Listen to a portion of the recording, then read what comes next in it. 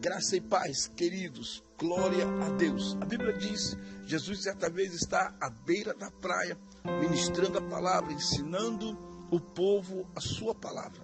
E aí a multidão foi chegando, e já o apertava, o oprimia, e ele pediu a Pedro, Pedro, me preste seu barco. E então Pedro cedeu o barco para Jesus, e naquele momento Jesus pediu para que afastasse um pouco nas águas. O que Pedro não sabia, e talvez até no momento ele não entendia, que ele estava fazendo uma grande semeadura.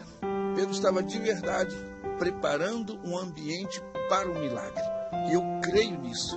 A minha semente é uma preparação para um ambiente de um milagre. Qual?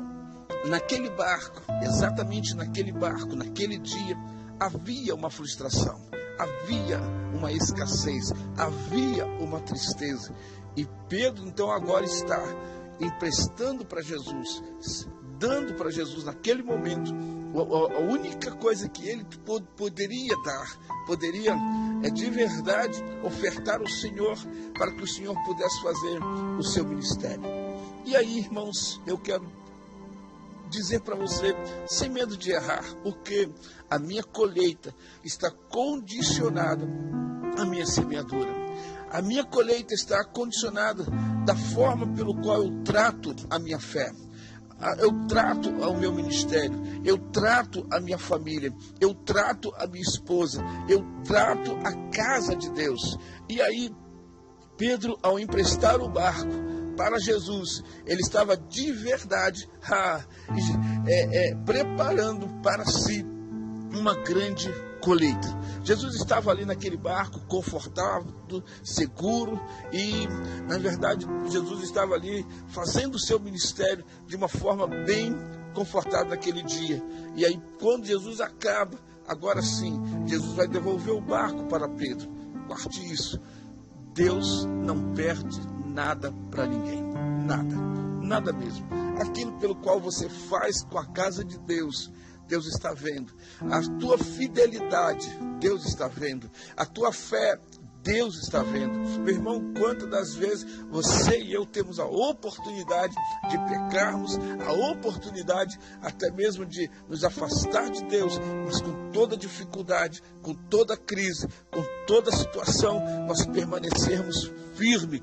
Deus está vendo. E a Bíblia diz que Jesus viu 2 barcos. Eu sempre creio nisso, eu falo e acredito nisso, porque Deus vê quando eu peco e Deus vê quando eu me consagro.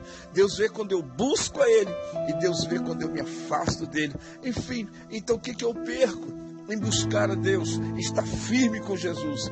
Nada, pelo contrário, de repente eu não tenho uma resposta imediata, porque isso depende de mim, não depende da minha fé, não depende daquilo que eu creio, depende também da vontade de Deus, o querer de Deus, porque Deus tem o seu tempo, Deus tem a sua hora, Deus tem o seu momento, e é nessa hora que Deus se manifesta. Aonde? No tempo de Deus, quando o Kairos de Deus, que é o tempo de Deus, se encontra com o nosso tempo, que é o tempo Cromos, aí, meu irmão, não tem como, porque Deus é um Deus maravilhoso. Tudo que nós pedimos a Deus, Deus nos concede. Quer ver uma coisa? A mulher Ciro-fenícia não era judia, não tinha aliança, não tinha parte, não tinha nada. E Jesus lhe respondeu. Claro, ele deu uma palavra dura para ela, mas na sua humildade, na sua fé, ela venceu Jesus, ela ganhou a bênção. E é isso que nós precisamos entender. Ora, se alguém que não é da aliança, não é da linhagem, não tem aliança e recebe a bênção de Deus, olha para você. Olha bem para você, você é filho de Deus. A Bíblia diz isso em João 12. A todos quantos o aceitaram, o Pai deu-lhes o poder de serem feitos filhos de Deus. Então, meu irmão, quando você entrar na presença de Deus, entre dizendo: Senhor, aqui está teu filho. E é impossível Deus não te abençoar. É impossível Deus de verdade não te dar aquilo pelo qual você está precisando, necessitando, porque Ele é Deus.